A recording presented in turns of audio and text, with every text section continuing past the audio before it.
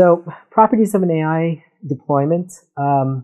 So I'm not going to go through, there's a lot of stuff here, but asset tracking, for example, understanding the endpoint, purpose of the model, the author, when it was created, a reference to the training set, other metadata. The information is like the size of the model, which can be very relevant if I'm trying to determine what is the execution environment, like the inference model environment.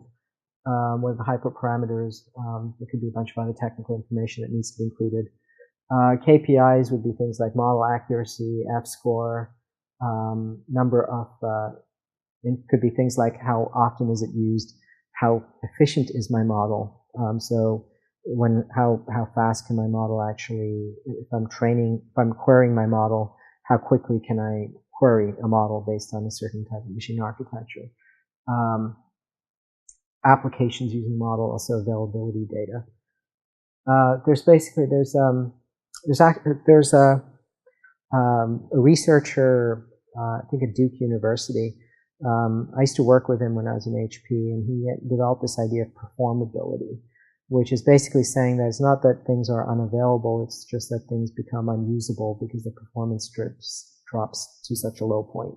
So the question is there a point where your model is no longer usable because it's not able to generate results in a sensible amount of time?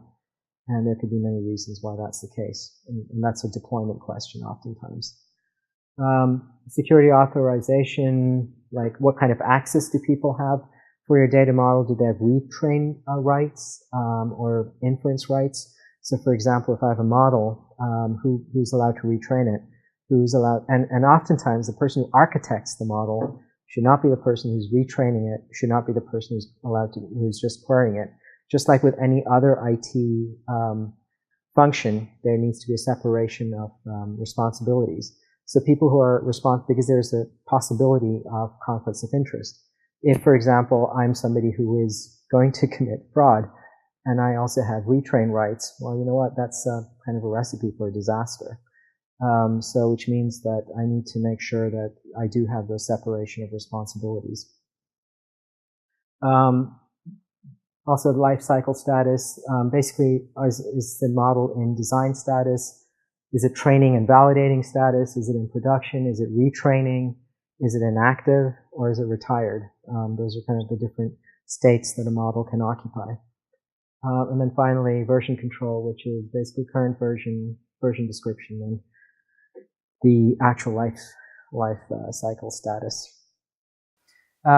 So the ethics of AI, I just wanted to, I'm not going to spend a ton of time here because, I mean, this is in itself a book. So the ethics of AI, they're not really established. There's no consistent framework right now. There are different people who are very concerned about out of control AI, which to me is a little bit overblown. For me, the risks of AI are not the idea of killer robots going out there or self-aware machines. My concern is more about these issues, replacing people. So, for example, if more and more turns out that the people oftentimes who are most vulnerable in our society are the ones who are most easily replaced. So, for example, in factory work or in agricultural work, they now have machines that can pick fruits from trees. So, I mean, these are all tasks that you're displacing people. And so, do we understand exactly what is it that you're doing? Are you helping or are you hurting? Artificial stupidity. This is basically when people don't understand the limits of the model that they're actually building. So, for example, if there's bias in your data, chances are there'll be biases in your model. A really great example, Google got into trouble with this, was they built a model where they didn't have representation from different ethnic groups, and it misclassified members of one ethnic group in a very insulting way. And so I think that was partly because of the fact that the models that they're building did not have a representative data set. It was not, they didn't think about how that would work. Another part of it is understand. It's a lot of systems, like cars, for example. There's with complex systems, there are some very unexpected outcomes. I'm reading a book right now called Army of None, which is the use of AI in warfare, and it's actually really interesting.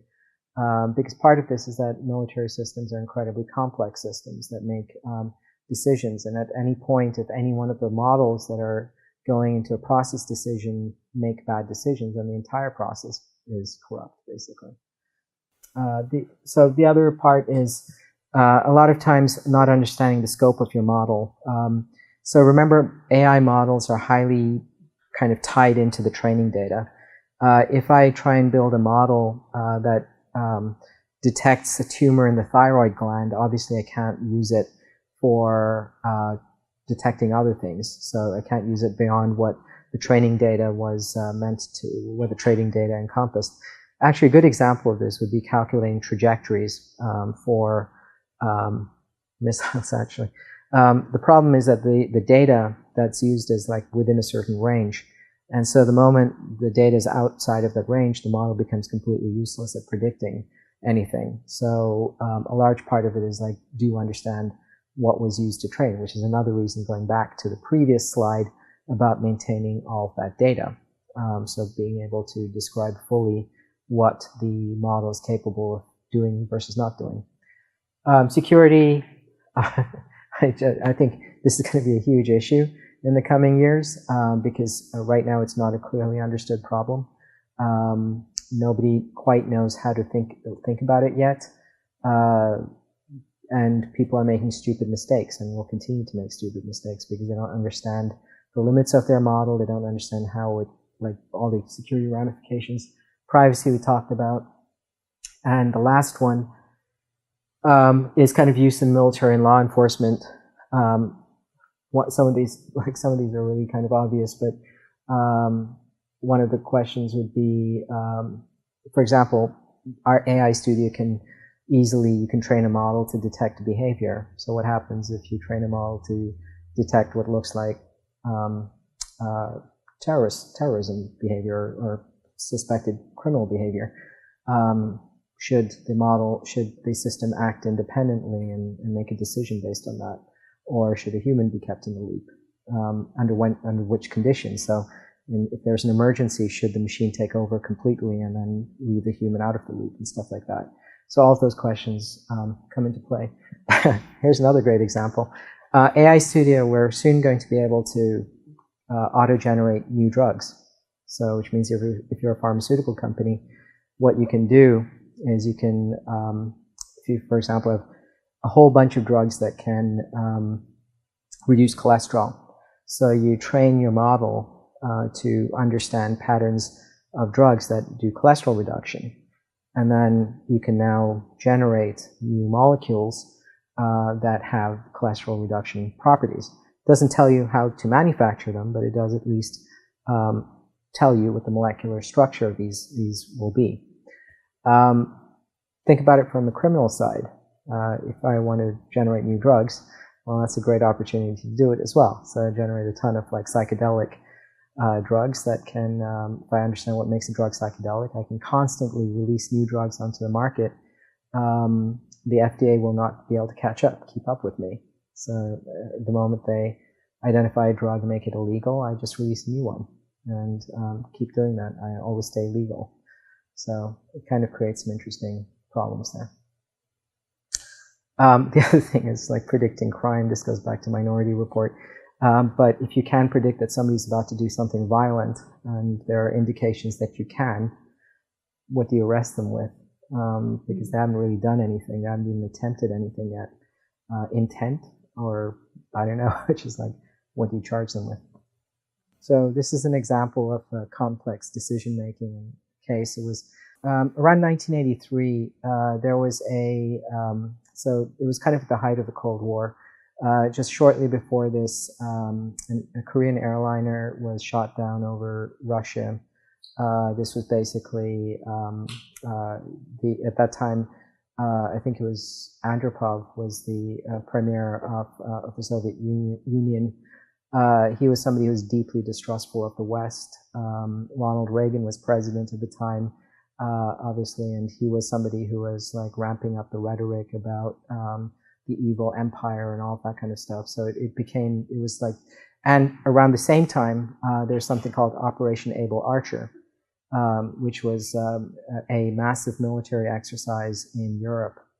And so all of these things coincided together. It created this really paranoid environment. So in that environment, this guy by the name of Stanislav Petrov, he was a colonel, and he was a commander of a missile bunker near Moscow. And what happened was on September 1st, he started to see a bunch of radar signals. There are about like 5 or 6 or 7 missiles that it looked like they were actually coming into the Soviet Union, and this was through using one of the new satellite systems that the Soviet Union had developed. And these satellite systems were designed because the U.S. could actually see over the horizon. They had the radar systems that could actually pick up launches before they were visible. But so the Soviets countered that with a satellite.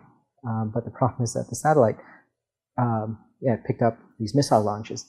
So needless to say, there were not missile launches, but he was basically, the system was recommending a response, and this would have not been, he wouldn't have had much time. Basically, he would have had to wake up his commanders. He would have to go up the chain. The premier would have to make literally 5 minutes to make a decision based on that information, and it would have potentially triggered a response. So part of that, so the lesson from all of this is that a human is still very much needed. So if you don't understand, so the reason why the system failed was that the Soviet satellite had mistaken reflection of clouds as part of the missile, as the flaming part of the burning part, the propelling part of the missile coming over the horizon, and that was enough to get the machine to convince the machine that something was wrong. So part of it is that machines are ultimately, these are black boxes. We don't know why they're making these decisions. We don't know exactly what is the justification. So having a human in the loop is kind of important. Anyway, so that's my thing there. So just some basic stats about data. So 99% of the world's data is unanalyzed. That's a huge percentage. That means only that when you think about it, only 1% of what we own, we've actually done anything with it. So most of it is junk right now, or we're not doing anything with it. Most of the world's data is unstructured. So unstructured means it's like video or text or something like that, which doesn't follow any kind of like regular order or something like that, which means searching it is hard. Doing any kind of analysis or processing of it is hard. So that's kind of there. The number that I find very interesting is like 2.1 exabytes are generated every day. So just for those of you who don't know, an exabyte is something like 1,000,000 trillion bytes of data. And so, it's 1,000,000 trillion, so it's 1,000,000 terabytes of data. So that's a huge amount. 160 zettabytes of data globally will be collected by 2025. So a zettabyte is 1 billion trillion bytes of data.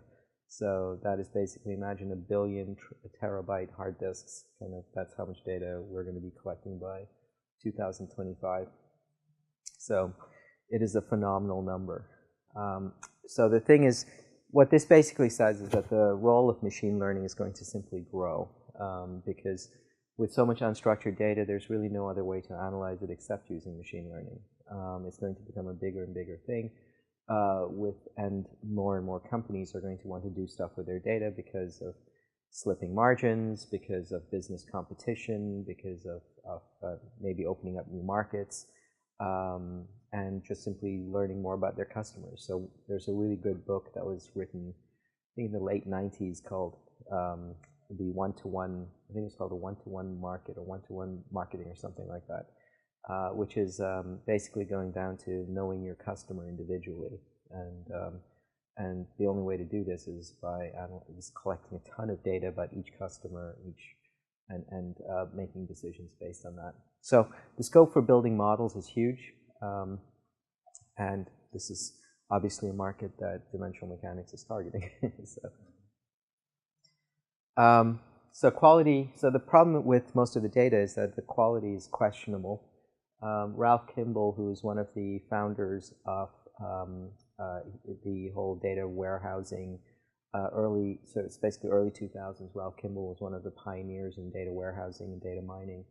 And he was basically saying that quality data is the truth, the whole truth, and nothing but the truth. And it's essentially, that's what you're driving towards. It's basically understanding and how do you improve the quality of your data to a point where when you train it, and we're talking about training data for the most part, because training a model, your model's only as good as the underlying data that is used to construct those models. So there are 5 elements that drive data quality: accuracy, completeness, consistency, and uniqueness and timeliness. So what does accuracy mean? Well, accuracy is pretty straightforward. So accuracy is like how close does your data represent reality. Completeness is your data basically, is there data missing? So for example, are there pieces of information that could be useful that you're not collecting, or that in order to make sense of the data, you can't, you need to be able to collect additional data to make any use of what you're doing. So that's basically, that's what completeness is. Consistency is, an example of consistency would be, suppose I'm collecting classroom data, and I have one database that says there are 6 girls and 7 boys in this class, and another table that says, okay, there are 13 people. And then let's say one more girl joins the class, so there are now 7 girls, 7 boys, but the other table is not updated. So that would be consistency across the board. Uniqueness is that if you're referring to one entity in one place, that entity should have an entity reference ID across all of the data. So what that basically means is that if you've got 2 people who are the same, for example, they're the same person, then if they exist in 2 different databases, there should be some common identifier across the board. And actually, I've run into a case where this was not the case. I was in Germany, and so I was working with T-Mobile, or it's T-Com. So T-Com is a subsidiary of T-Mobile, and actually not T-Mobile, Deutsche Telekom. So it's a subsidiary of Deutsche Telekom that's focused on internet access. And then there's a separate group for Deutsche Telekom that's responsible for your phone. It turns out that these 2 people had 2 different addresses for us. So, they didn't know that we were the same people. So, which basically meant we never got our router. And so we called them, and they said, yeah, we just sent it. So I was like, well, no, we didn't receive it. So they sent it another one and another one. And then finally I said, well, what address do you have? And he gave me the right address. And I was, well, this is very strange. This is where we live. And it turns out that the TCOM database had a different data. So this is a consistency issue. But there's also uniqueness, because there's no common identifier between me and another database. And I actually saw this. So when I was working for HP, Deutsche Telekom was one of our customers. And I actually saw people, literally, you go to one terminal, they would kind of look at some data, they'd write it down, literally swivel their seat to another terminal and enter the data into the second terminal. They've changed a lot, but that was kind of where they were at the time. So timeliness refers to when is your data current, or is it something? Does your data change over time? Is it something that, do you understand the life cycle of your data? So obviously, there's data that's transient that will constantly shift. There's data that has a relatively longer lifetime. There's data that doesn't need to be changed at all. Once you know it, it'll be that way for the rest of the time. So understanding the time duration of your data is also really important. So when you talk about data, these 5 elements go into it. So whenever you look at data quality, you need to see it from that perspective. So whenever we go in and we look at a customer's data, that's kind of what we look at. Most of the customers, accuracy oftentimes people are reasonably good at. Completeness, they're terrible at. They collect a bunch of data, but the data is usually meaningless because you can't do anything with it. A good case was a company that we were working with where their data was so sparse, it was useless. They didn't have anything that we could actually use to build a model. Consistency, it depends. Usually, if you see consistency issues, that usually tells them there's a very deep issue in that company that needs to be addressed. Uniqueness can come about because of an acquisition. You may have the same customer, but they're in 2 different databases because you just acquired a company. That's a very hard problem to resolve, and that in itself is a machine learning problem. So when an acquisition happens, having an AI that recognizing that these 2 are the same people is challenging, but that could happen during an acquisition. Timeliness, people get that wrong a lot, but because people build models and don't realize that things change and that their models become obsolete. And it goes back to us talking about yesterday about governance, that you need to constantly monitor your AI model to know that it's still current and still making predictions. So barriers. So some of the key issues across so firstly, the first slide was about the quality of data. The second is like what are some of the barriers that prevent you from building up a training set? So if you're, for example, building up, if you want to train people, what are some of the issues that you're going to be running into? Some of the issues would be security issues. Obviously, it's like you have access and authorization issues. We run into there could be all kinds of problems there, especially in big companies.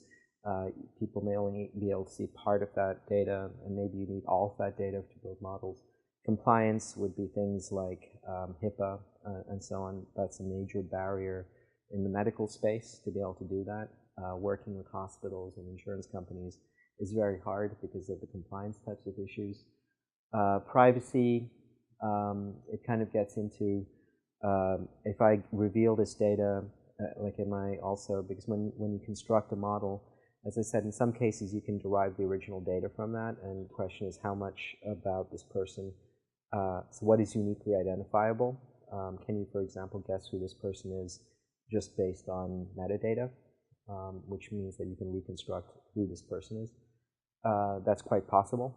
So everyone's got a unique fingerprint in many cases, and you can, in theory, determine who that person is. Boundaries. This would be cases where it kind of goes a little bit. So a boundary would be a case where you have let's say company A acquires company B, and or you have 2 different companies, and there are barriers to entry because of that. Compatibility is a very broad issue. So it could be anything from one company measures things in feet, another company measures it in metric, and they want to kind of like figure out how to, and we've had disasters because of that. So an Ariane rocket blew up because of that particular issue. And there were severe delays to the Airbus 380, I think was it, or the really big one. And that part of that was compatibility issues as well, in terms of how they measured things. It was not metric versus imperial, but it was just basic assumptions about how, 2 different companies basically collecting data in different ways. So that was one of the issues. So some of the other there are other barriers. It's not necessarily limited to this, but part of it, another one is difficulty of collection, because it could just be that you don't have the data, and you need to collect it, and it's just very difficult for you to collect that data, very expensive or cost prohibitive. That's another issue that you can run into.